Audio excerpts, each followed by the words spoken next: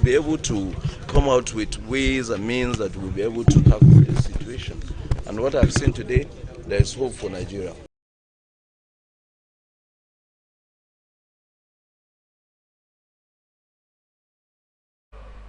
All right. The alarming rates or the alarming state of non-availability of functional cancer treatment center for me is the core of this conversation. As brief as possible, I like to concentrate it around that. I know that during the Goodluck Jonathan time, there were some fundings released to teaching hospitals in different regions, particularly in the southeast region. There were about 3. There was supposedly funds were released to have a functional cancer center, screening and treatment center, and then the necessary equipment was also invested. The government also invested, federal government also invested on the necessary equipment at the point, and then at some point, you know, media reports had it that, oh, you can't really find them, or they are just like skeletal factors. It also takes us back to the recent COVID-19 period, where fundings were released for the chief medical director for these government institutions, and then it turned out to set up some labs to ensure that rewrite tests and treatments are done. But story. Now here is what is critical about this particular situation, and that is what makes it disturbing. Number one is, if you find yourself in a situation where someone, for some reason, happened to have cancer, and every time I talk about this, and the image of a young woman who died a few years ago, she wanted to leave. She made all the efforts. I remember her asking me for help to access some persons in NDDC to see if she could get the NDDC funding to go for the treatment. We did all of that. Promises were made. Her name was listed at some point, but these people refused to release the money, sent her to a clinic. At the end of the day, the clinic, just story. At the end of the day, this young woman died. I find it disturbing that the federal government of Nigeria, through the ministers, are trying to let us know that they are about to set up effective cancer treatment center. It is 2024. I'm not passing a blame on the Tinubu-led administration. You could say they just came in and all of that. Can anyone kindly explain to us why we don't have if an effective, functional cancer treatment center? Can anyone, in all fairness, look at us in the face and give a proper explanation as the reason why we don't have effective cancer treatment centers? You know, I sit down here as a woman and as a lady, if you may, and then if someone should walk up to me to say, where can I go for cervical screening tests in a government institute? You better believe that if I tell the person go to UPTH, for instance, or go to other government hospitals, I am not even certain that is the nearest thing I could say to anyone, as a matter of fact. But sitting down here, I'm not even sure that we have an effective or a functional cancer screening center. These things are supposed to be free. Cancer is one of those deadliest diseases, and it's not just a woman's sickness. It's a health challenge that can befall anyone. You know, the other time we were talking about breast cancer, and some men were like, oh, it's a thing for the woman. But guess what? Research have shown that even men can have breast cancer, so it's not just like a woman thing. Now, there are several forms of cancer. One of the ones that really gets to me every time we talk about the issue of cancer and the lack of proper or quality healthcare facilities in this part of the country, or in this country, if you may, is the fact that when you go to University of Port Harcourt Teaching Hospital, and this was research done years ago, I haven't been there in recent time to actually ascertain what is going on, because a report about a year or so ago from the Mossop arm of Ogoni institutions came up with that alarming rates of skin tags being seen on the body of young children, and they are suspected to be cancerous from the what the medical practitioners have examined so far. I remember going to the UPTH at that point. We were doing a documentary on pediatric medicine, and then a doctor who is the head of that department in University of Port Harcourt Teaching Hospital took us into the ward, and you could see the number of little children that had cancer of the skin. This number was so alarming, and you look at them in their helplessness and you're asking yourself, what crime did these kids commit other than being Nigerians, being born in a country where nobody understands that the oil exploration activities in this country, in this part of the Nigeria, has a lot of impact on the health of the citizens. Some time ago, we're talking about soot, how the soot from bunkering activities or explorations around this area, from gas flaring too, if you may, how all of these are affecting the lungs, the respiratory state of those who live in Port Harcourt region. And a lot of persons took it to be, oh, it's just a Governor Nyesom Wike thing, shouting at the top of his voice as usual. Maybe he's not even, there's even nothing there. But critically speaking, look at the clip being shown to you. Look at the number of females who are seated in that place. Ask yourself, how many of these females, God forbid, should have the need to examine themselves, can honestly say that there is a government facility that can accommodate, like I said before, just a cervical cancer screening. I remember the first time I had a cervical cancer screening was because a non-governmental organization sponsored by the U.S. government came into Nigeria, and I happened to be one of those who were selected to be checked. Swab test was done and all of that and all of that. And then that was it. Every other time is my personal money in private hospitals and all of that. But that's because I happen to be fortunate enough to afford it. But I can tell you that the average woman in today's Nigeria may not have ever checked herself for cervical cancer. So when you talk about, I'm insisting on cervical cancer because women at childbearing age, for instance, those who have already given birth, you know, when you hear experiences of some men, how they tell you how their wife died, or it was cancer, they didn't discover it on time and all of that, or the bleeding started and all of those conversations, and then it hurts. And then you talk about the prostate issues a lot of people have today. So beyond not having the government planning to set up effective cancer treatment centers, it is also pertinent to say that the awareness on cancer, as much as this has become a common word today, but it's actually a deadly disease because sometimes people discover they have cancer at the terminal stage. It's also important to raise the awareness on the show today that the awareness being created on cancer, the different types of cancer, especially the kind of cancer predominant in certain regions. Like I talked about the issue of skin cancer around these oil producing communities, which has become a major challenge over the years in Niger Delta, and nobody is really, you know, spotlighting this issue. I think as much as the government say they are planning to set up effective cancer treatment centers, I also hope that the government can begin to do more when it comes to creating awareness on issues that concerns cancer. Cancer is a deadly disease. As the world celebrates International Cancer Day, we just thought we could use this opportunity to also bring to the fore that there is need for more awareness on the issues surrounding cancer. Some of the things that are happening to you that you are not aware of could just be cancer.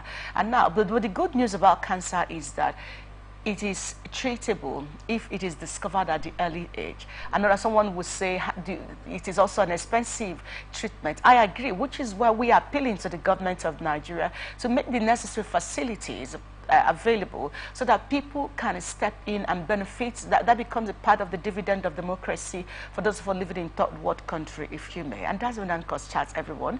My guest is seated live in the studio, and we'll come back to you after the break.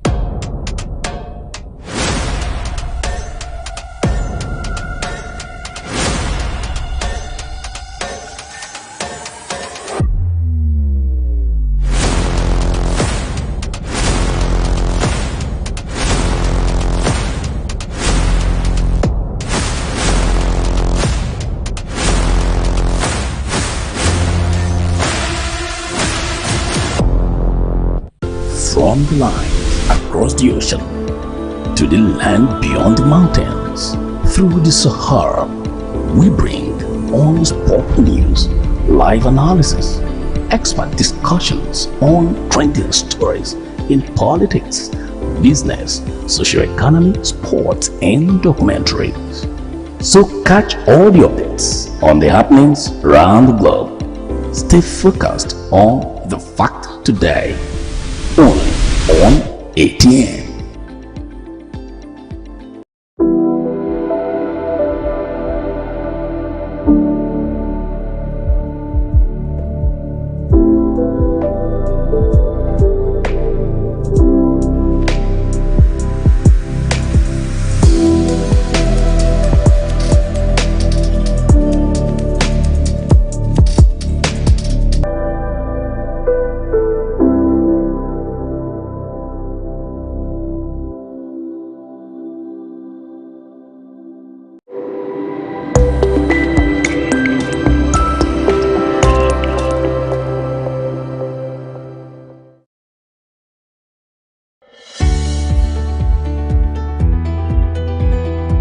People into the country illegally. That is amazing. You human trafficker.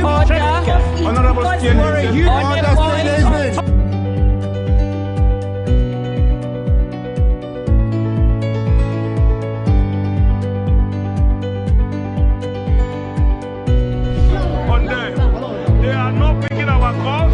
They made up their minds. So no agreement with the EU, but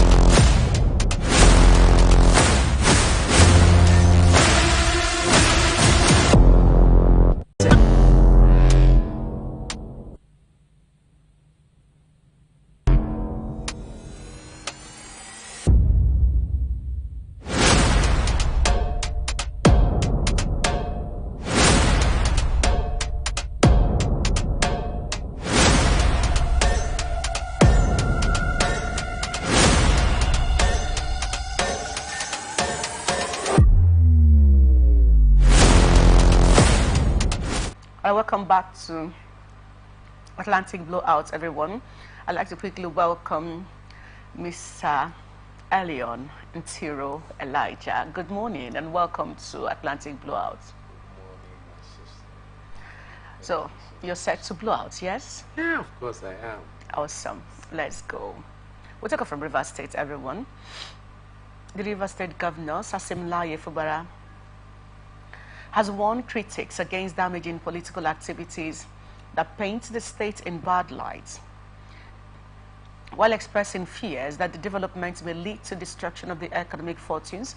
Safubara gave the warning while on inspection of the extent of work done at the ongoing 6.5-kilometer Woji Aleto Alessa refinery link road project, adding that true lovers of the state are patriotic and will not engage in damaging political activities that will chase away investors who are expected to add to the economic prosperity of the state. Here is the report. The father said in a statement signed by the Senior Special Assistant on Media to the Governor of Rivers State, Boniface Onyedi, he explained that Governor Fubara said the contractor Rafale Nigeria Limited had increased their pace and achieved a commendable milestone with the promise of delivering the road within the next 3 months. Sir Fubara also said the effort the company had made in making sure the connecting bridge was achieved and was done for the pace of completion of the entire project at a faster pace. Here is a report. For us, we'll continue to do our best for our dear state. We were elected into this office for us to deliver. I believe that doing what you're elected for is not doing something strange. It's carrying out your duty. It's our duty to work for our people, and we'll continue to do that. And I also feel it shouldn't always be bad news. If it's not Fubara associate this, Fubara should that, people should see the good part of our state and promote the image of our state.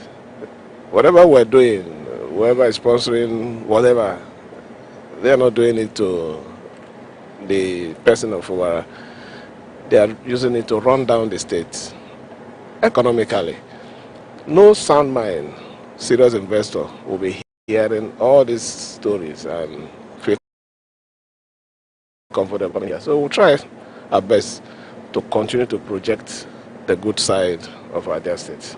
We're here about, should be a month or 2 months ago, to follow up on what the commitment of the company, Rafale.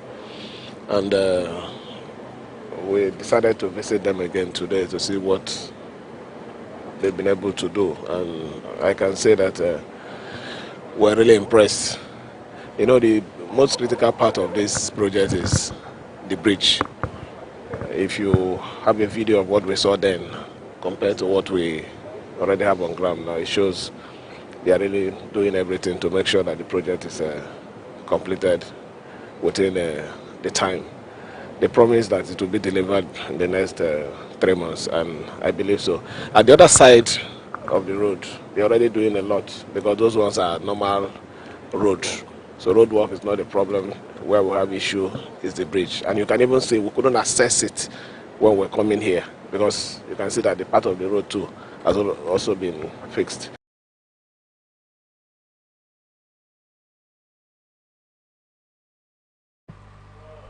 All right.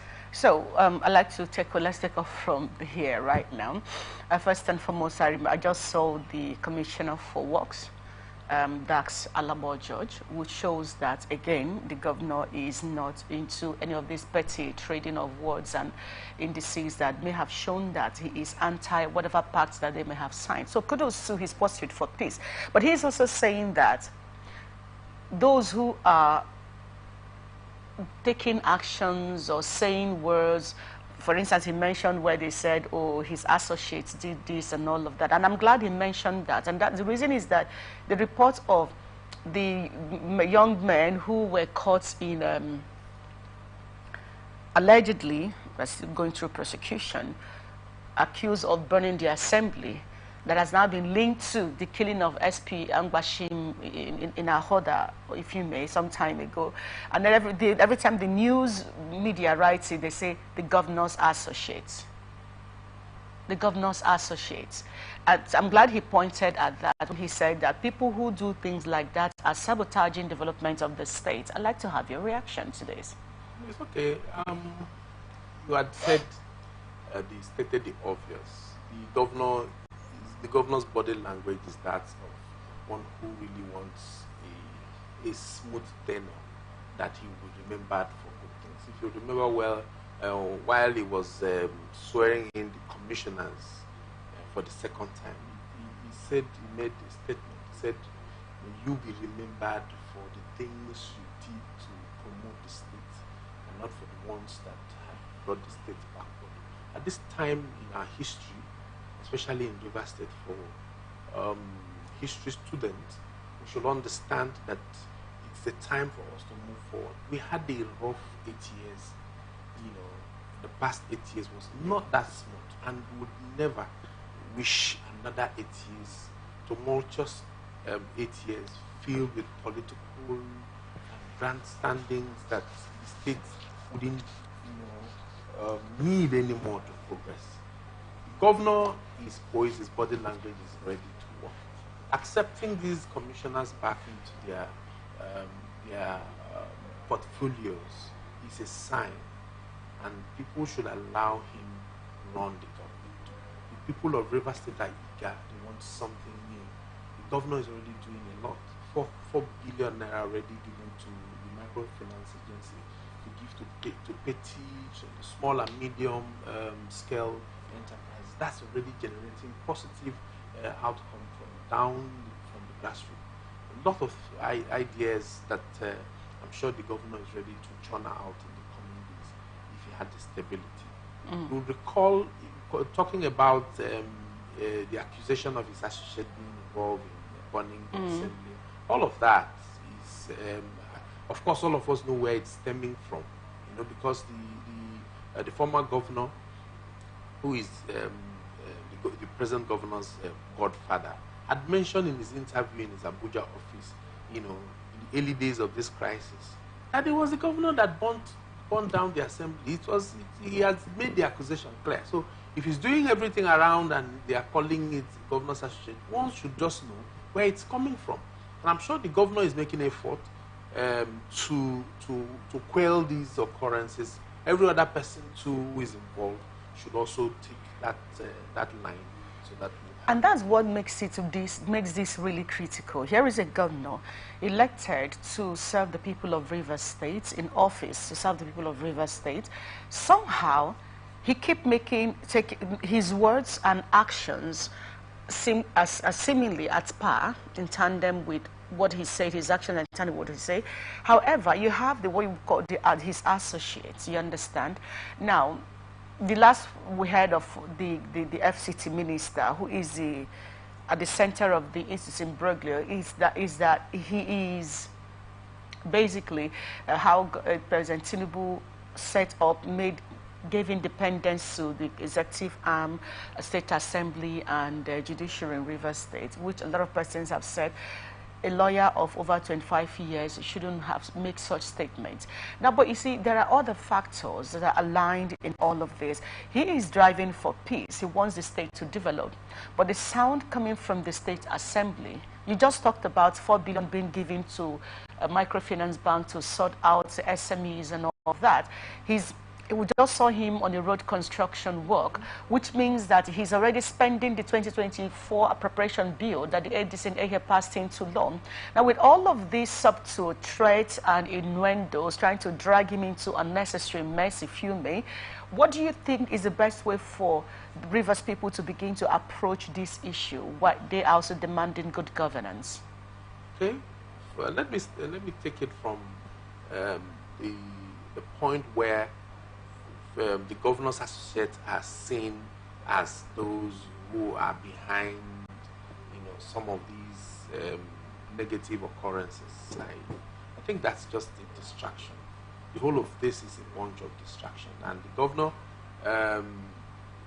governor seemed to be aware of it, but I think he lacks a complete idea how to go about solving these issues. Of course, he is not ready to go head on and fight, which will not help the state.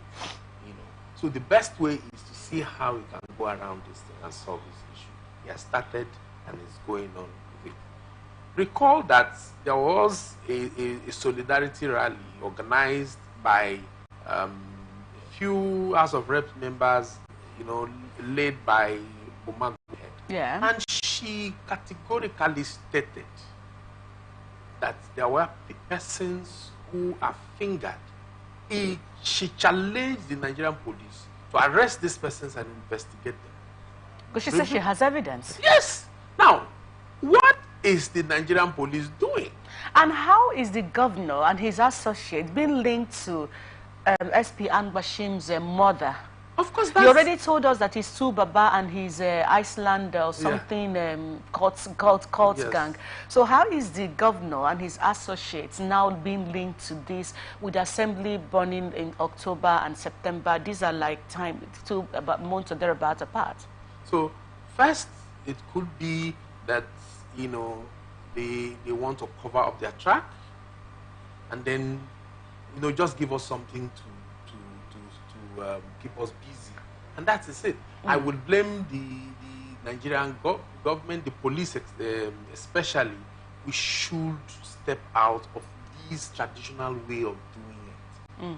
Just come with one. Why are you arresting people who are supposedly on the side of the governor, and then linking them to a crime?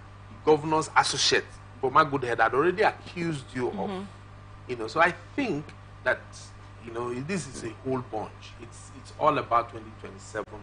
If the governor is ready to play politics, he would have started long ago beginning to settle these issues politically. Political problems require political solution. I don't know which approach he's taking, but I think he probably may be postponing the doomsday because it will settle. Now, speaking of the doomsday and issues around that, we have a court order yesterday from Port Harcourt, a court in Port Harcourt, which is the River State High Court, for the second time. The River State High Court, for the second time, repeated and extended the interim court order restraining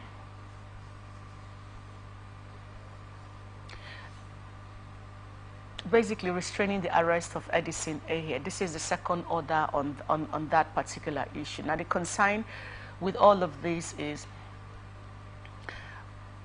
when Edison Ehie, and first of all, Edison Ehie has not been in hiding. He's been out there. Until he was named the chief of staff officially, nobody heard that Edison Ehie was involved in whatever it is that happened at the State Assembly. It was after he's been there moving about. He passed the 2024 appropriation bill. He's been seen with the governor at public functions. During the governor's birthday celebration, he's been out there. How come as soon as he was named the chief of staff, suddenly this became a major news? The governor's associate, Edison Ehie, is involved in ABCD. Well, the judge have again given an extended the interim order against his arrest. While there are other orders for his arrest, what do you think we're looking at here again? The same scenarios is pointing towards destabilizing this government, delay him from being able to make lasting impact on the life of the people, and take him out of the race in 2027. Which is why I raised the concern, the last question I asked you, what should the Rivers people do at this point? Because those who are to receive good governance, the dividend of democracy, are Rivers people, not the governor. However, with all of these disturbances from one point to the other, yesterday he's saying people should, basically on this particular issue, people should allow him work for Rivers people. because that is why he's elected into office, to serve the people of Rivers State. But now that the services that should be received from the people, by the people of Rivers State, is being hampered by the interests of some unknown conflict entrepreneurs, what should be the reaction of Rivers people to this issue? Should they begin to dance to the tone of whatever these people are trying to do, or should they begin to say, Edison, put up yourself for arrest if you're not guilty of the crime accused? What is the best way? Because the governor needs a support, and this support is going to come from Rivers people. So what is the best way you think that Rivers people should begin to tackle this issue? Remember, like I said, they are the direct beneficiaries of the dividends of democracy, and if it's sabotaged, they are the ones that will lose out. Of course, it has never been within the purview of the populace to decide how the government is run. Good. I've always, referred us to the last 8 years. Personally, it's not something I want to remember. But there is the office of the citizen, okay, and it has its function, okay, which is the demand for quality governance, and the man is willing to provide it. But all of this charade about, Edison here, which is one they're using to drag to tear the state apart right now, and who knows, many others that may be cooked up with the assembly threats and all of that. What is the best way for them to begin to respond to this? I have said it. Maybe go to court, except you want to throw civility to the wind. Otherwise, it is to take, appropriate actions, in the right directions. Otherwise, protests and counter-protests would not help us. We had these things in the last 8 years. The man who was at the saddle of governance at that time came clearly. He wanted to play politics. He did from day one till he left. Politics, flag off of event projects, and then commissioning. So every project has like 2 or 3 elaborate events to announce and to make statements. But this doesn't look like it. The governor is silently, finding a way around it to see that he writes his name in gold. What we would do is to pray for the governor. If you have any means, to lend the voice. I am also here lending my own voice to those who are involved in these embryos. It will not help all of us. We talked about the office of the citizens. Yes, we are all here, but we have no powers. We have no such powers. If we're divided, assuming I have a second guest here with me, and he is saying, look, the governor is not supposed to be. I am saying the governor should be allowed to at least show us good governance. It's not for my interest, but for the interest. I should have something to tell my children. What are we bequeathing? We left nothing in the last 8 years except for bridges, which are, of course, any governor can come and say, look, take off these bridges. So what else?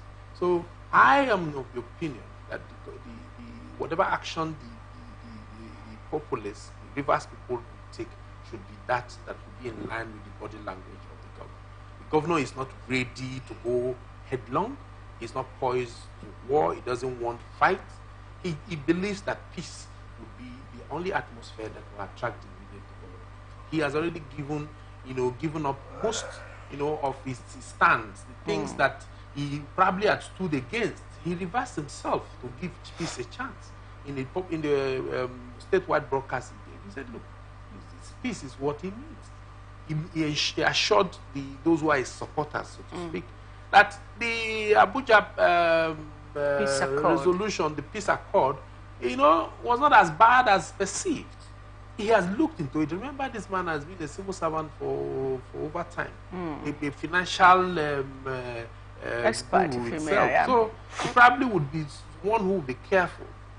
Okay, but there is another aspect to this, like I said. The court in Port Harcourt giving order, and the court in Abuja giving counter order, which is on this particular Edison issue. The last time this case was in court, there were the people who were arrested, the accused, were asking for leave to go for medical relief. However, that wasn't, the court didn't grant that, because the judge said that the prison, the facility where they are being kept, have a health facility also within that can take care of their health. However, we now have this order again from the Port Harcourt High Court saying if they extended the interim order given against Yehia's arrest. But now that this seems to be tearing the state, the government of Rivers State apart, this seems to be a tool now being used to sabotage Rivers State, put Rivers State in a bad light. Imagine hearing, oh, someone who was caught in this act is serving in the government of Fubara, and then like he said, how do you tell an investor to come into the state in that kind of environment? So the governor was talking about economic sabotage and how that impacts development of the state. So can one now say, okay, Edison, if truly you have no hand in this, submit yourself to the police, tell your own side of the story, or address the issue one way or another, other than making it, because it's beginning to look like he's hiding, using the courts to cover up and all of that. Wouldn't that be the same thing for anyone to do? Okay, Vivian, you will agree with me that there's no level playing ground to do this. You think so? Yes, there's no level playing ground. But the police is our friend. Yes, the police. Am I against the police? Or is it because he's accused of terrorism? Now, there was something you said. You said, how would the investors feel when they hear that somebody who is involved in this kind of crime that's the government here. Is serving in the government. Now, why don't you put it this way? Why don't you say, how will investors feel, or how those out there feel when they hear that somebody who is serving in this government is accused? Because with your narrative, it looks as if we had already passed the judgment. Okay, sorry, no, that wasn't the intention. Yeah. So, but that's I'm just giving you the both ways. Now, I can narrate. As you're a journalist, I am. It is the way I want my story captioned. I could write the same story differently. One to favor this party and the other one to favor the other party. So if you said, look, somebody wants to give a goat a bad name so that it will be legitimate to kill that goat. And I've told you all of this is centered and is geared towards 2027. The appointment of Edison here as chief of staff was a big one. It was a bang, I can tell you. I am not on that side of politics. So I won't be here, speaking for or against anyone. But I can tell you, as someone who has been in politics for over 20 years, and I have lived in this state within that period, of course, I know what I'm saying. Edison here is a young man who's humble, who wants to excel, he wants to grow. So he understands the terrain of politics, especially around the young people. So he was a tool in the hands of in the last administration. He has been deputy leader, he has been house leader. Of course, he has been around, and today he's chief of staff. Just about maybe 40 or 42 years. I don't know how old he is right now, but I know he's a young man in his early 40s. He has PhD in law. He has pedigree. So you would not tell me that somebody who understands the law to that point at his youthful age would be involved in all of those things. Yeah, so I totally see your point in this, which is what I'm saying. If I am not guilty of an offense, and I'm being my family, or my work is being the company I work for, you understand, is being dragged to the mud. So I should over an offense that I know that I'm not guilty of. I should be in position to surrender myself to the police to say, let's have this conversation. That is where equity is equity. In Imo State, the status of the law, which of course normally is the eyes are supposed to be shut. Yeah. Had one of his eyes open in Imo State. So you cannot go to equity with filthy hands. This equity is faulty. This equity will not render justice. If I don't want you to catch up an appointment, and then in the vehicle, or maybe in the airplane, I just accuse you of stealing my wallet. You know the best thing for you to do. It's just if you have enough security to walk away, so walk away and meet up your appointment. You can later come and explain. So let them wait till 2027 or 2030 or something. Whenever this government is over, they should call him to come and explain. Because for now, it is distraction. He was there from the beginning when he was made the leader, when they had the government running, when this whole misunderstanding had not started. Why didn't they mention that ADCDA was involved? Why did they have to wait till Omar Goodhead had accused certain people? I think that what is going on right now, I'm not even sure the former governor is fully behind this. There could be, like you said, crisis entrepreneur, those who just want to, benefit from all of this. But I can tell you that the governor should step up. He should protect those who stood for him. In the last 8 years, you agree with me that the government of Rivers State stood against the federal mine, fought to stand still. It is from that government that Rivers people understood a lot of the powers of the governor of his state. He stood against oppression. He protected his people. He even witch-hunt those who were supporting the Buhari administration at that time, who had divergent views and opinion to his own administration. So how on earth do you think that you would run a government in this fashion and then turn around when you are out of it and you feel that that same fashion can't be emulated by your predecessor? Interesting or your times. successor. Interesting times ahead, everyone. We'll take a quick break on Atlantic Blowout, and we come back into Bayelsa State because the former petroleum minister, Timothy Silva, is accusing President Tinubu of anti-people policies. But that will be after the break. Stay with us.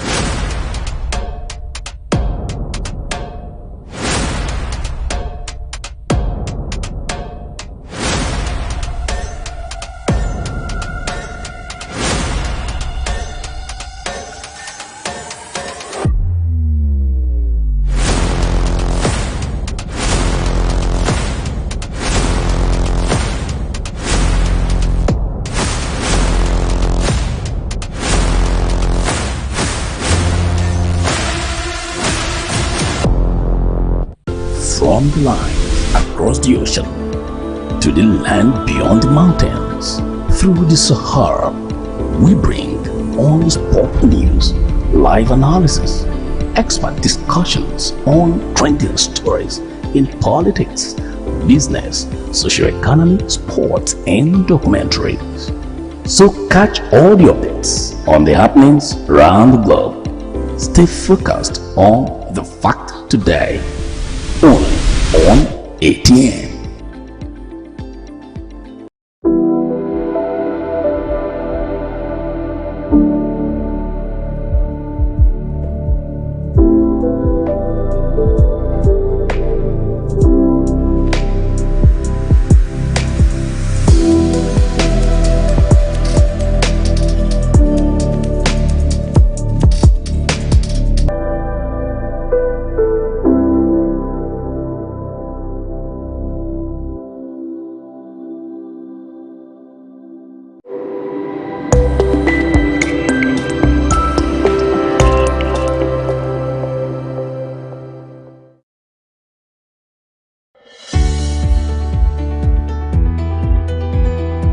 People into the country illegally. That is amazing. Honorable You human trafficker. Honorable You are a human.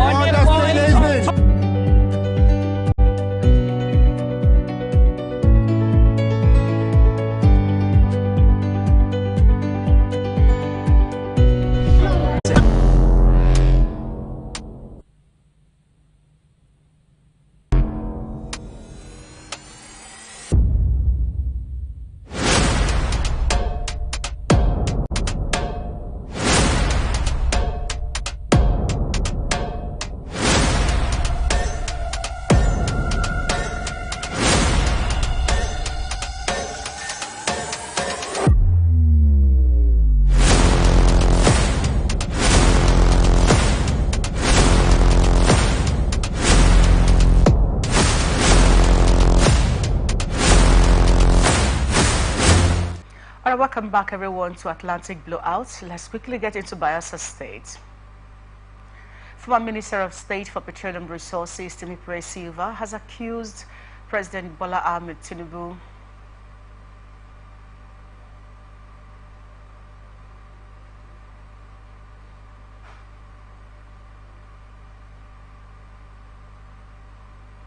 Apologies for that. The former Minister of State for Petroleum Resources, Timothy Silva, has accused. Apologies, everyone. We'll take a quick break and we'll come back to you.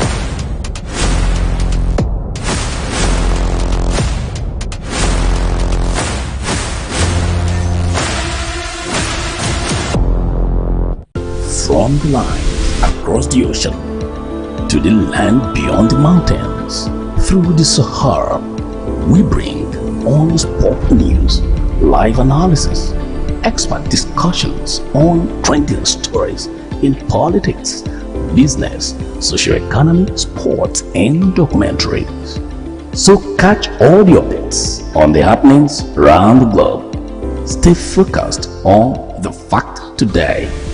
Only on ATN.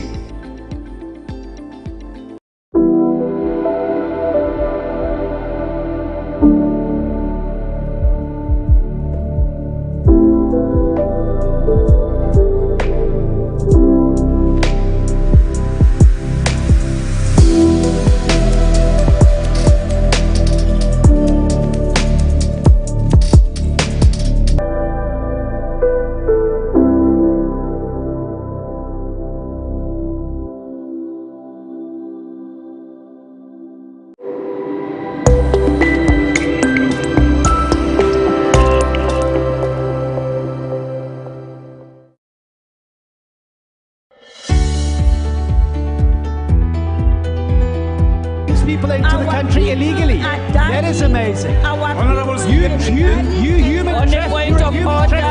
Honorable they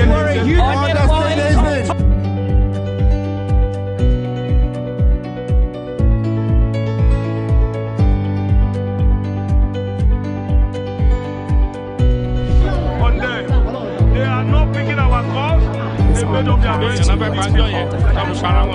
no agreement with the EU, but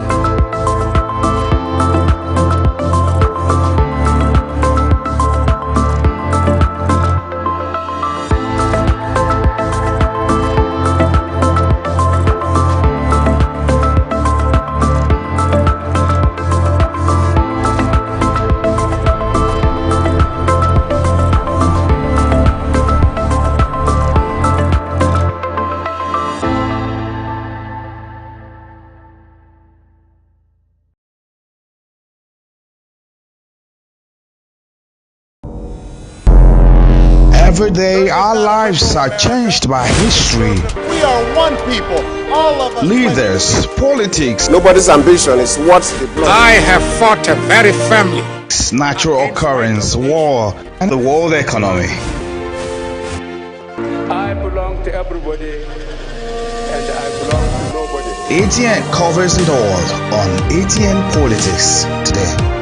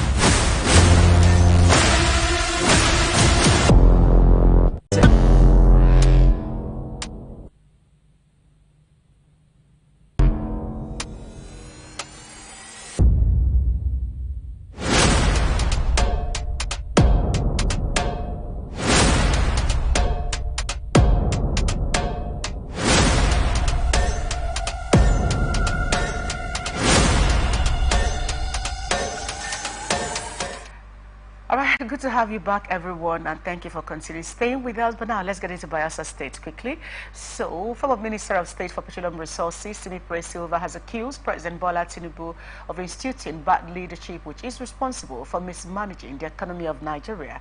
He also attributed the current economic crisis to Tinubu's poor constituted cabinet riddled with scandals, stressing that economic policies are slowly tearing the country apart with high inflation rate and an unprecedented level of poverty. A statement by one of his spokespersons, Dr. Johnny Dumange and Silva, insisted that the policies of Tinubu were anti-people and cannot engineer the needed growth and development, as well as ease hunger and poverty. But reacting to the development, the chieftain of the People's Democratic Party in Bayelsa State, Tombra Williams, said the outburst of Silva was shocking, explaining, however, that his level of frustration followed his recent defeat in the Bayelsa governorship election.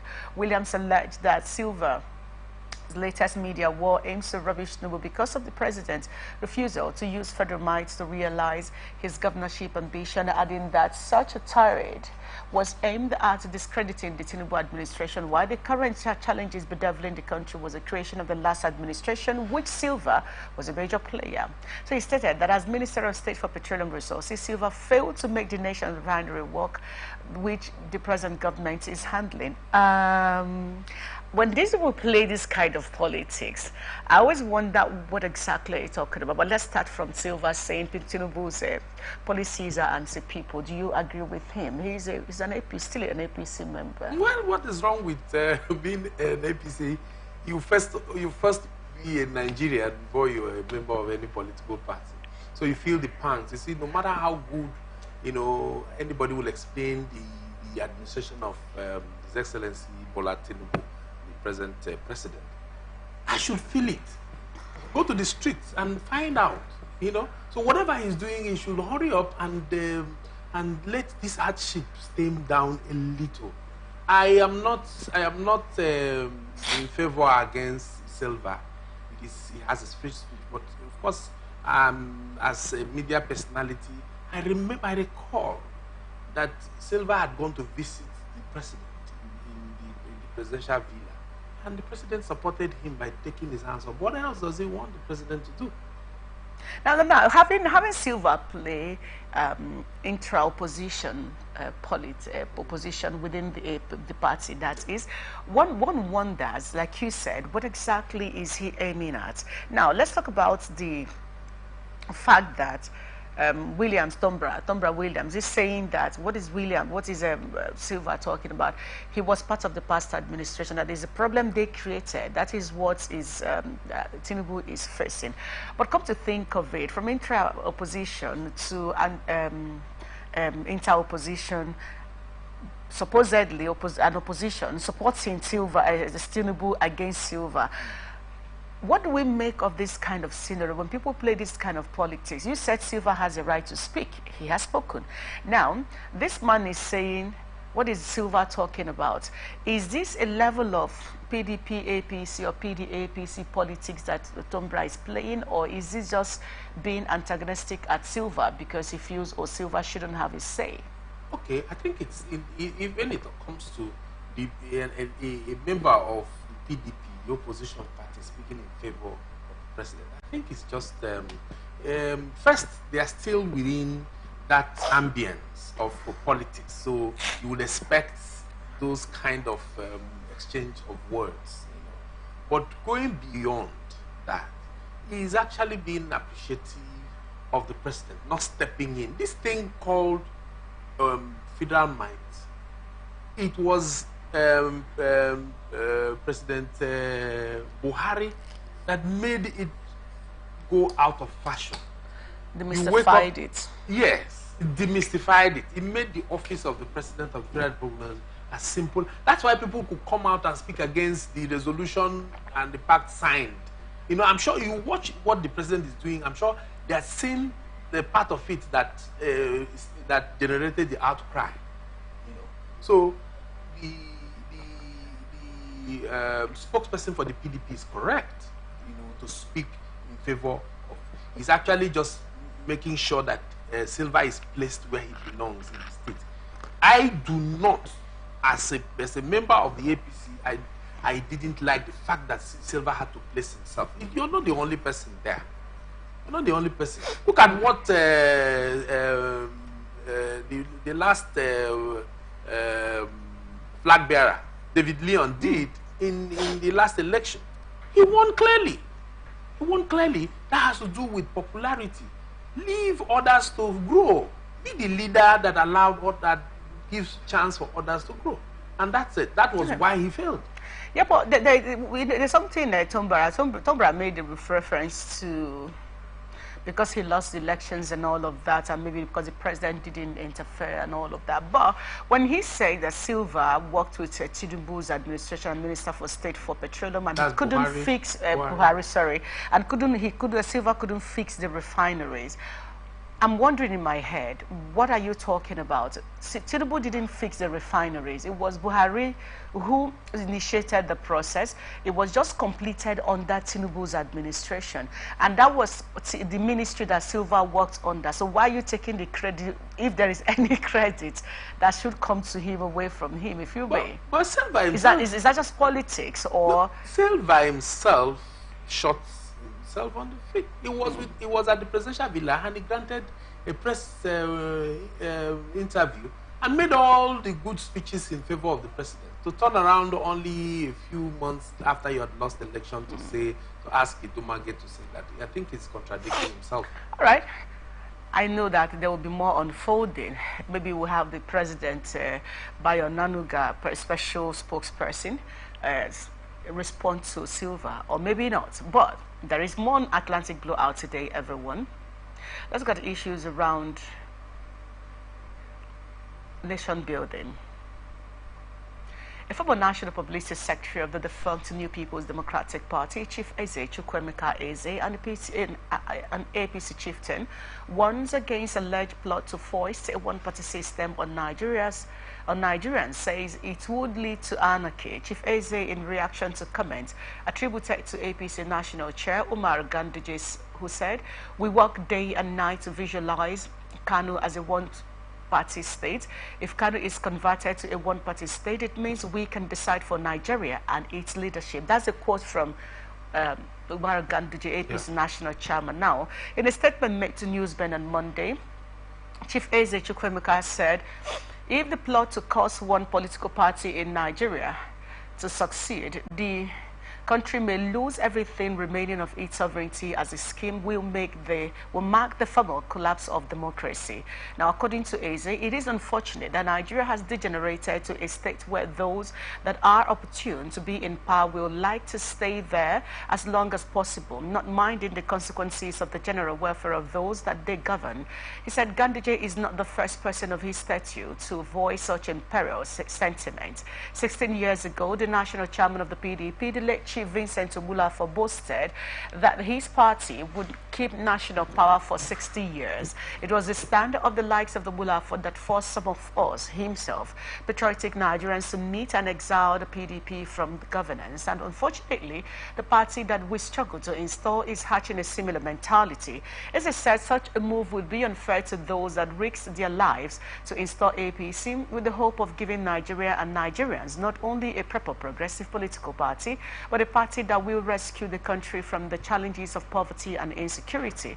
Humility in politics, he said, means accepting that one party doesn't have all the answers and recognizing that working in partnership is progress, not treachery, he stated. This statement from Chief Eze, and referring back to Ganduje's statement, inside the subconscious state of your mind, it breeds this fear. There's this alarm every time Ganduje talks about the APC plan. As soon as he came into the saddle as the national chairman of the APC, he's been pointing at this. He's been talking about this. There's been telltales that says this is where they are going. And now he has made a blanket statement. They want to get Kanu. As soon as they get Kanu, it will be easy to control the rest of Nigeria. Let's assume you are a stakeholder too in the APC, by the way. Let's assume that Ganduje's dream becomes a reality. How much of democracy will be left, looking at what Chief Eze had said, will be left in Nigeria? Let me first commend the likes of Chief Eze Chief Eze has maintained this path of speaking truth to power over time, you know, and the likes of him. Before I will go to say, Ganduje has not got such capacity to speak, you know, for the country. Whether Kano, what has Kano got to link the whole of Nigeria to one party? They so control the highest political permutation, if you may. The highest, if you may, well, but that is not enough to say that Nigeria. Look at Lagos. I'm sure if one was going to talk about Lagos, look at Lagos. Lagos with the APC government in power, of course, lost some areas to the Labour Party at the presidential election. It means that look at how the Arab Spring came forth. People began to be uncomfortable with policies of government. You can't box us. Even the holy books have said that it is impossible. It's almost impossible not to give people the opportunity to speak their minds. So let whoever is permutating go ahead and do what he's doing. Nigeria will never. We won't go back to the dark days of Abacha. It's not possible. I can tell you. Look, Tinubu is enjoying, you know, from his years of investing in people. That's what he's enjoying. I'm not sure he has got that kind of followership like Buhari had. So I can tell you that Tinubu started early to work towards his second tenure. For Buhari, I'm sure he never did anything towards the second tenure. Okay, so like I said, do you have any fear, any concern, like a lot of us have expressed, about this idea of one-party system that Ganduje is pushing, especially when it comes to the development of Nigeria? And like I asked, what will be left of our democracy if this should even be a thing that comes to pass? There won't be any democracy anymore. But why do we? It's like what Abacha wanted to do. Abacha came with two-party system, and he owns the two-party. So A or B is mine. You know, I can tell you that won't work. Tinubu, the reception of the 27 or 25, 26, I don't know, members of the River State House of Assembly into the APC, protecting them, fine, maybe to, you know, for the purposes of quelling the crisis in River State. But you see, it is time we understand that people must have divergent views from what we have, what we hold. It is impossible. The PDP has more than 10 governors. How do you just convert the whole of them to APC? But some of them are already saying they are loyal to Tinubu and will serve his cause and all of that. Of course, that will help them. Some of them are coaxed into doing so. Some of them had reasons. They are afraid of, you know, their security being, or anybody coming with the external powers to bring in security. Look at what is happening in the state. You know, I saw somewhere where they say same stroke. What is this Tinubu's government? Renewed hope. Same renewed hope agenda.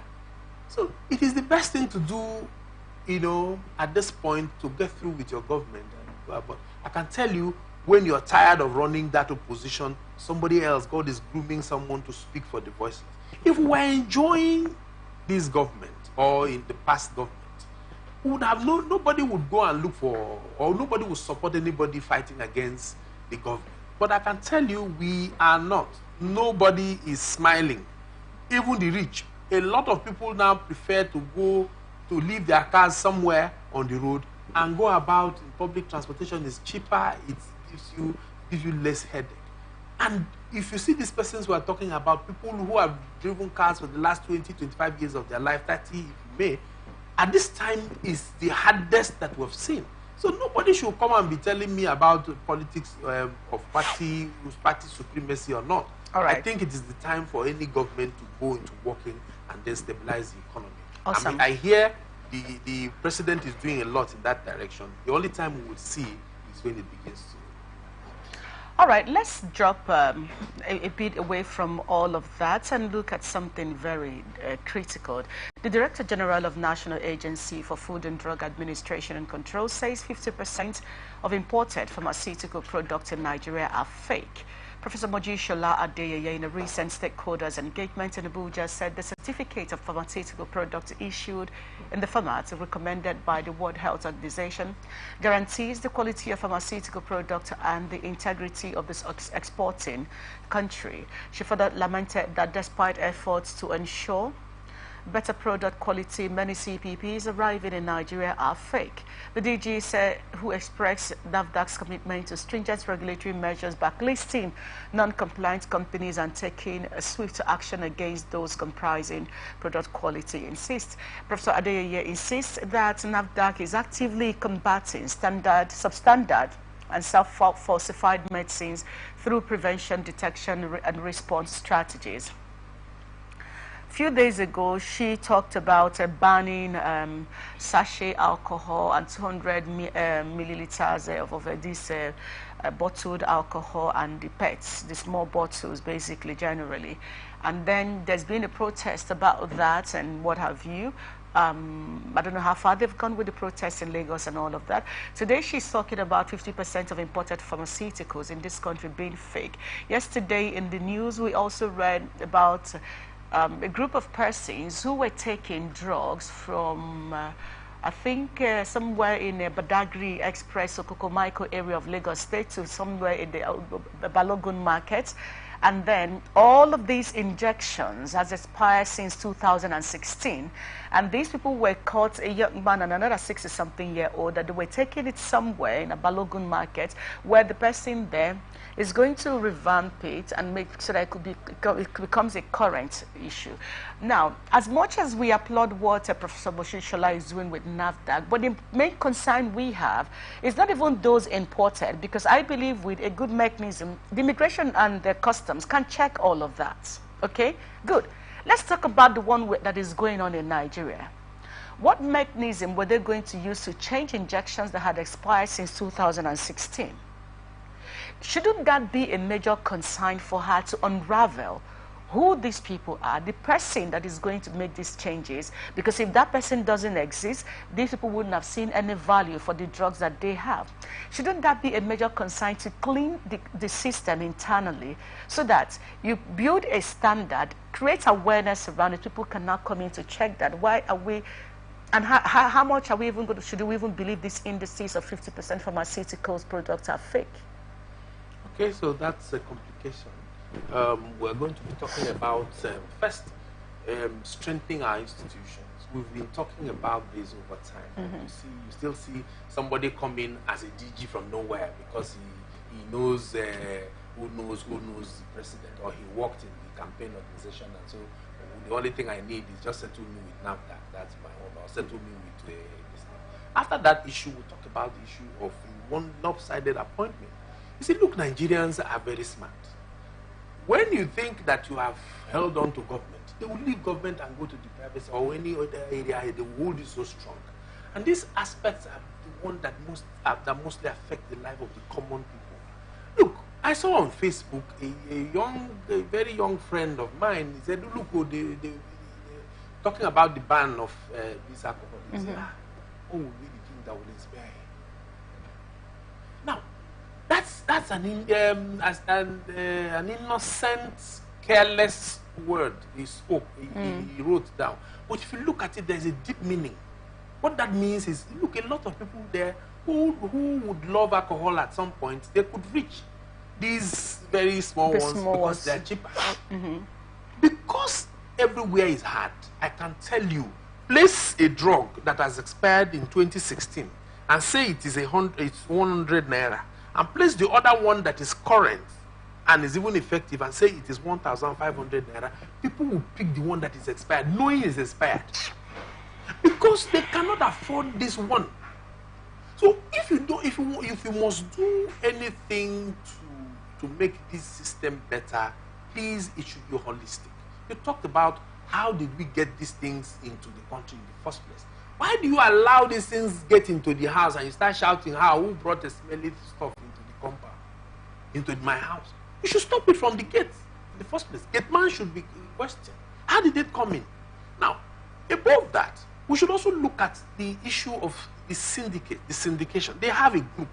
And these people, they know them. They know they are big names. They have money. They are the ones throwing money everywhere. These guys are rich. These guys who import these things, I used to know of those. I don't want to mention names. I used to know of those people there. They have pharmaceutical industries here and there. They don't manufacture anything. What they do is they label and label. They just get it from India, Pakistan, Nepal, all of this Southeast Asia, and they pull it down here.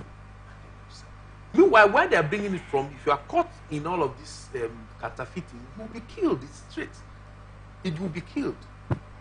So this country needs a lot. It's enough. We keep talking about this thing. Strengthen our institution. Make sure you are balanced in your view. To this effect that the common men, the common Nigerians are the ones at the receiving end. How do you expect to say, look, there's a paper alcohol. Look, the alcohol in the market, fake alcohol. That's why you see people eyesight. So as I said, shouldn't this Professor Mojo be more concerned? Because it's like, okay, what should we do with this? It still boils down to your responsibility that is lacking somewhere. How do you clean the internal market? Shouldn't she be more concerned about cleaning the market from the inside than worrying about what is coming into the country that you can just have immigration or customs take care of? I'm sure it is in the course of her duty that she discovered this. Of course, she must have ran into the media and then she needed to give something. All right. We will just hope that somehow that this is, because it's scary, and then if you compare that to what is already in the Nigerian market, it's a whole lot. But now, House of Representatives has appealed to the federal government and all critical stakeholders to immediately open up the National Food Reserve and complement efforts to ameliorate the hardship faced by citizens of Nigeria by exploring the importation of grains, poultry products, healthcare and pharmaceutical products from top exporting countries in the world as a short-term measure.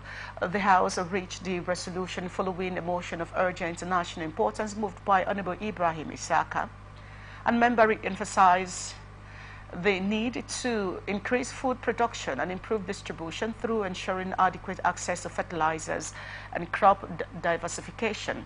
Other lawmakers who contributed said there is need for increasing trade financing and reinforcing supply chains, as this is a vital tool that will address the current cost of living price shocks. They also appealed to manufacturers, producers, middlemen, sellers of goods and services and other relevant stakeholders to temper justice with mercy and to be very realistic in the aggressive manners at which incessant prices are placed astronomically on goods and services. The motion was unanimously adopted by the House in a voice vote.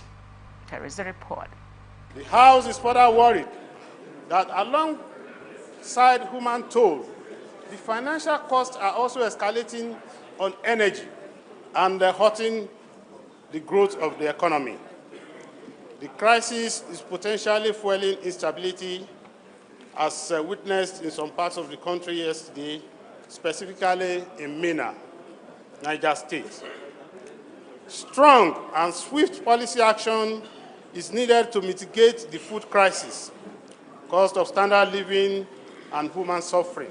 There must be conducive environment created by government to encourage diaspora remittances and investment by investors from within and outside the country. And that is only possible if we have serious security measures on ground that can attract these investors to come and invest so that there will be improvement in our GDP. A lot needs to be done. As a government, we derive our sovereignty from the people, but the same people who gave us that sovereignty are impoverished. They are living in poverty. They are living in penury. The people are sad. The country is not happy. And the primary purpose of government, including all of us here sitting, is to bring joy and happiness to Nigerians. I'm sure that some of us find it even difficult going home because of the circumstances and the condition we find ourselves in Nigeria today.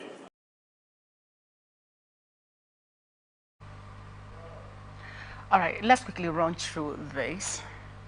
seeing the House of Reps decrying the high cost of living in Nigeria and basically saying, those who are selling should please tender justice with mercy, temper justice with mercy. I find it funny, and I choose to laugh over this.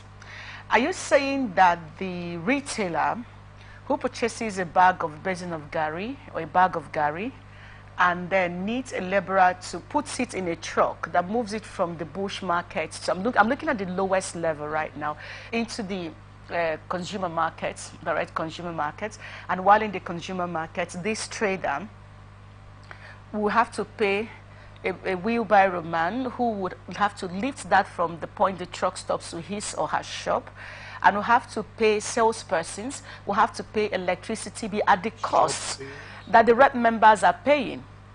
The electricity bill is electricity bill in this country. There's no high or low. What you pay as a president, or that is what I pay. So you mean after doing all of that, you pay your shop attendants or shop attendants, who at the end of the day, the little you pay them is not even enough. They will have to pay transportation at the cost of what the fuel price is, which has also increased. They will also have to buy the same cup of rice at the cost that the president who can afford a bag of rice at maybe 60-something thousand can afford it. They will buy that same, the measure of a cup at the amount of that bag of rice, which is, if you measure it in cups. So there is literally no difference in the standard of living, whether you are earning 1,000 naira, you're earning 2,000 naira, and you're talking about they should tell. That's the part that I just want to react to this. Well, I feel the same way as you. It is not completely the making of the retailers, so they shouldn't be talking directly to the retailers. The retailers are themselves not believing that they are doing enough. They don't believe that the members of the House of Reps have this, they are suffering the same way they are suffering. So they feel, look, you're paying lip service to what we are suffering. I agree that these retailers can be very treacherous sometimes. They just hear that the market price of a particular good has gone up and their own goes up immediately.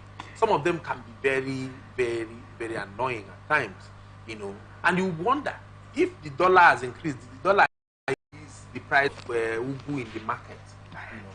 But we should be more strategic, you know, we should in terms of the food production. And the first thing, one of them said there, provide security.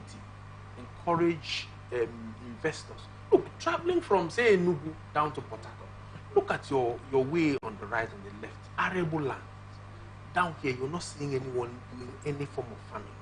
Especially it's worse here, where nobody wants to do anything. You just believe that we are oiled, you just the government will give you. Nobody, even the least subsistent farming that one could do to provide at least food for yourself. If we have 200 million persons in Nigeria and at least 50 to 60 million persons can provide their own food, it will help us. They also called on the government, I beg your pardon, they also called on the government for the government to open the National Food Reserve and also talk about seeing how import companies, countries can be, you know, negotiated, like basically open the borders. Yeah. Poultry products, I remember back then when they used to import poultry products from, I think it was Cotonou and all, somewhere around that. I don't know, one of these borders. But yes, they bring it down through to Cotonou. They actually smuggle them in. I don't know, but I know that these things used to be cheaper before the Buhari government shut down the border and all of that. But again, even if they decide to open the borders and allow importation of these poultry products and what have you, or any kind of food, how much of this is going to save Nigeria, bring us out of the economic quagmire that we'll find ourselves? Shouldn't we be talking about investing more in agriculture right now? That's what we should be talking about. I don't subscribe to us opening any border, because border will bring anybody who just, you know, mobile some kind of substandard goods, bring it, dump it here, and then, of course, you know, it was still the same NAFDAC and other agencies that raised alarm about using formalin and other to preserve these poultry products. Yeah. So you bring it here, and I tell you, like I mentioned when we talked about the drugs and the fake drugs and all of that, if you keep a poultry product here, 1 kg of chicken, broiler, that is substandard, and you say 1 kg is 1,000. Meanwhile, the 1 kg of the fresh one that you know is organic is 6,000 or 5,000 naira. I can tell you. You'll be shocked that even those who will buy the one that is substandard. So to manage this shock, shouldn't the REP members be advising the government to reinvest and push more the high cost of living, the food prices hike, shock and all of that, more in releasing funds for agriculture? Remember the number of farms that has come up after the President Buhari shut the border then. Shouldn't they be talking about pushing more into agriculture to ensure that Nigeria become more of a producing economy than imports-dependent economy? That's exactly what they should do. But I can tell you they are paying lip service to the realities, the real suffering that Nigerians are going through. They just had to say something. They are, okay, we're in the plenary, we must talk. How did they manage the 200 million naira worth of rice given to them by Tinubu? Of course, I fault Tinubu for giving rice through House of Reps, but of course, he's playing politics. I'm not stopping him from playing politics, but you know, if you give them, announce it, and tell them how to share them. I agree with anybody who says, oh, you know, let me put the nation together, both APC, PDP, every member of the House of Reps take this amount of rice. If you ask me, it must have come from the reserve we're talking about. If you open the reserve, what is left in the reserve? How long have we been doing this reserve? Who is doing it? We should take agriculture as a national emergency. If you go to South Africa here, you will see farm. The big boys are those who are into farming. This oil has made us lazy. So we should also think of the House of Reps members should be given as a mandatory requirement to own farms back in their constituency. At least that will employ up to 10, 20, 30 persons. There are improved seedlings, genetically modified species that they can bring in and they will help us. There are forages that can feed pigs, ducks, and all of that. Enhance egg production and what we need back here. How do you tell me that you buy one egg for 100 and almost 150 naira, and then you tell me that we are growing to where? All right. But the questions are left there unanswered, hoping the House of Rep members can begin to look into all of this. Well, let's wrap up with this. House of Representatives has assured its readiness to confront the realities of economic, fiscal and revenue challenges currently confronting the country. The Deputy Speaker, Honorable Benjamin Kalu, who gave the assurance at the resumed sectoral debate with heads of financial institutions and the House of Representatives, said that the aim of the debate was to address the dwindling economic situation of the country. While addressing the Green Chamber, the Minister of Finance, Mr. Wale Edun, noted that inflation has increased in Nigeria, leading to untold hardship, but said that the ministry is working assiduously to addressing it. The Minister of Budget and National Planning, Mr. Atiku Bagudu, on his part, stated that the ministry has given Nigerians the best budget in recent times. In his submission, the Governor of Central Bank of Nigeria, Mr. Olayemi Kadoso, said that the Nigerian foreign exchange market is currently facing increased demand pressures, causing a continuous decline in the value of the naira.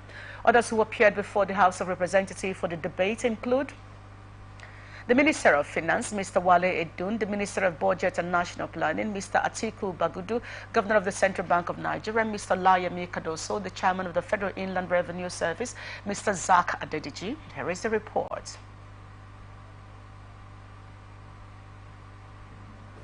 In agriculture, if we need to stabilize the economy, two things need to happen.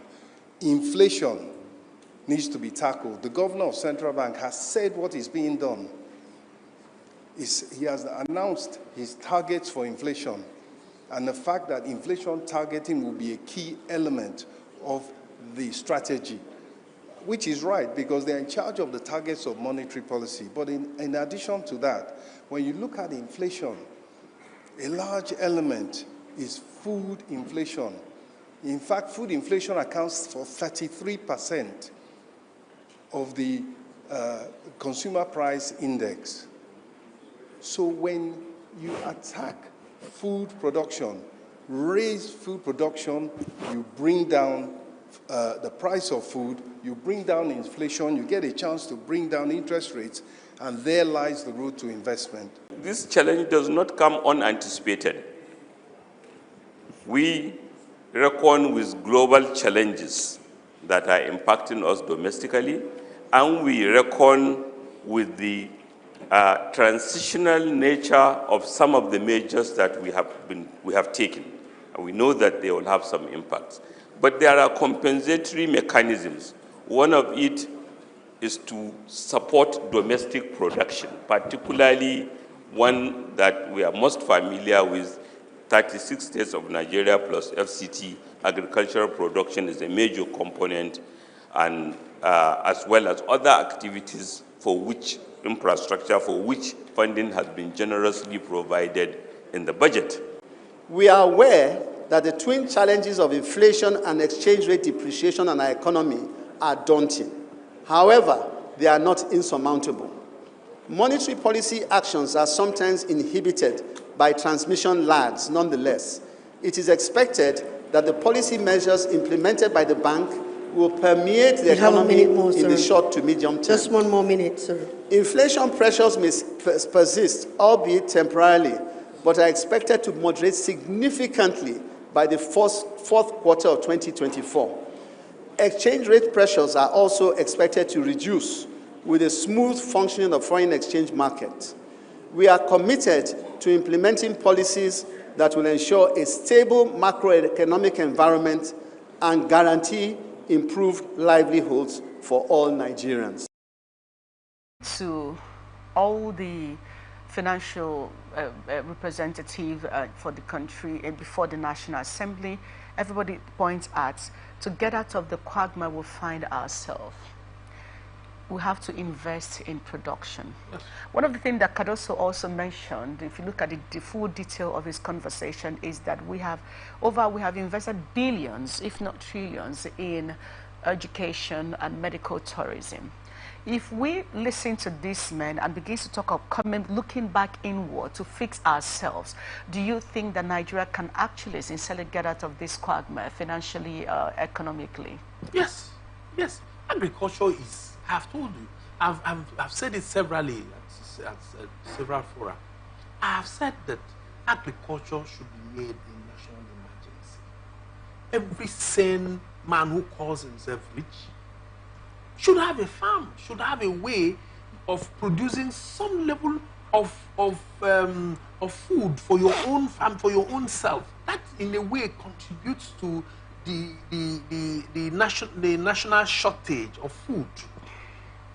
If we have to wait for the country to import from the exporting countries and all of those stories, how long will Nigeria? We have land. We are not suffering from any natural disaster to say we don't even have snow. So why can't we produce?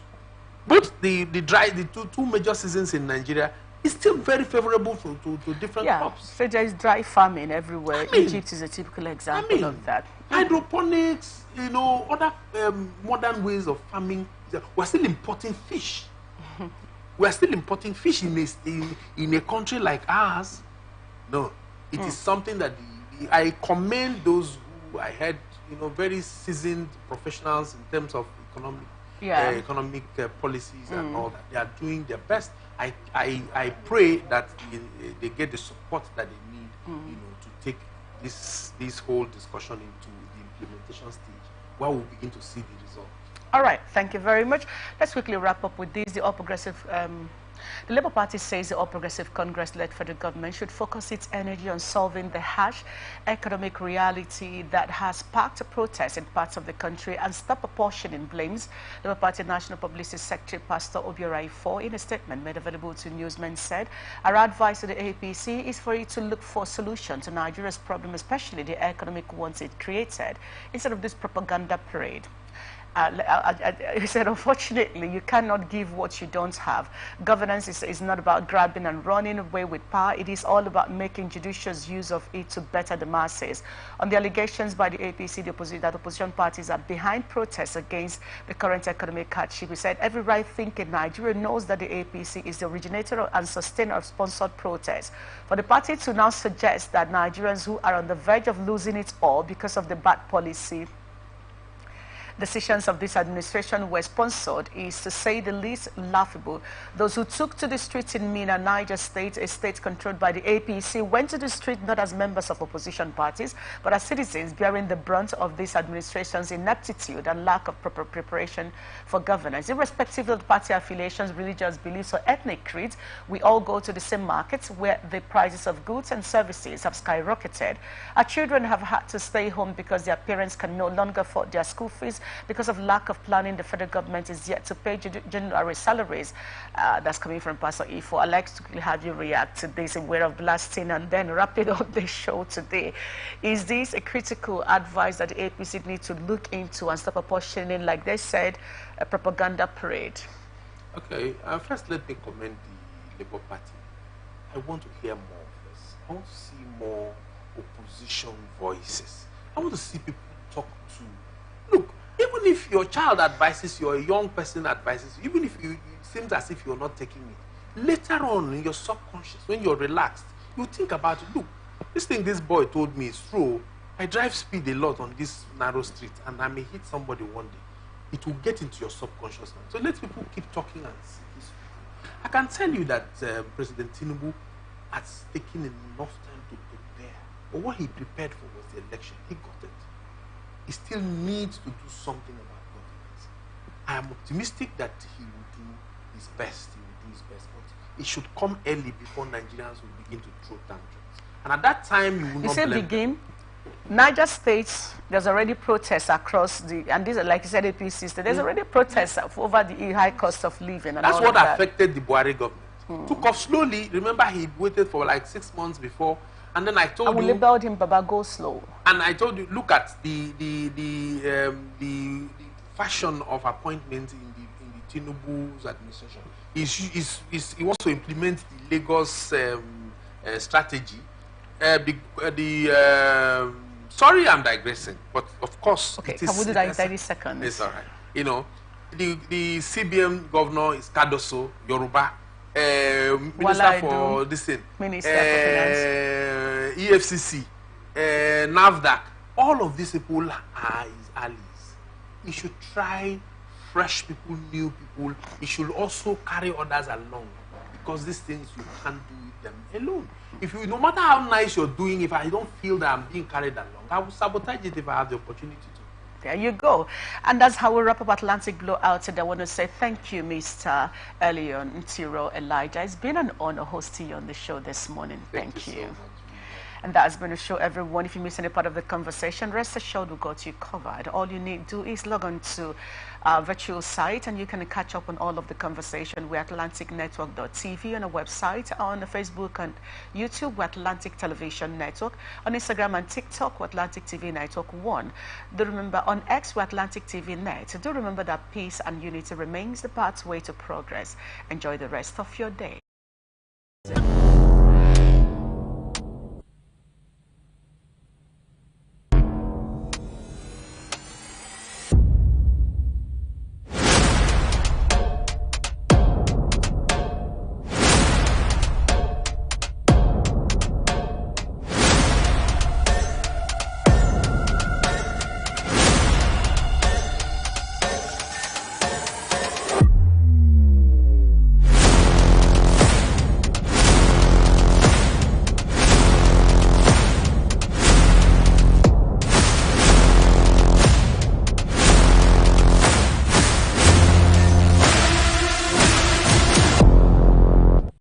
From the line across the ocean to the land beyond the mountains, through the Sahara, we bring on-spot news, live analysis, expert discussions on trending stories in politics,